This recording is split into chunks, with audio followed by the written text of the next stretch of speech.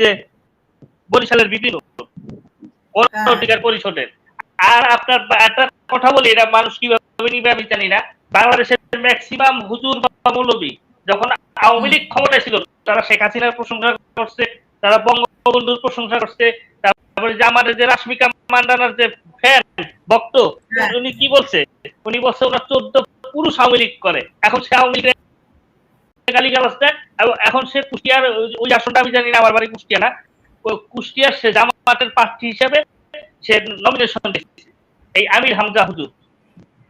আচ্ছা, এই লয়ের অবস্থা, এই লয়ের অবস্থা, যেই সরকার ক্ষমতা আসবে সেই সরকারে তারা তান্তামি করবে। আজহারি যে জামাতের এজেন্ট, এটা তো আমরা জানতাম না, 5 আগস্টের পরে প্রমাণিত হয়েছে মিজানুর রহমান আজহারি জামাতের এজেন্ট। এই মিজানুর রহমান আজহারি যে আওয়ামী লীগের লোক অনেক পছন্দ করতাম, নিজেই জানি, অনেক বড় বড় নেতা আওয়ামী লীগের মিজানুর রহমান আজহারি আপনার পছন্দ করত। আপনার এই যে চরমনের পিত্ত প্রকাশ্যে বলে যে ক্ষমতা আসছে বাংলাদেশ আফগানিস্তানের মডেলে চালাবে,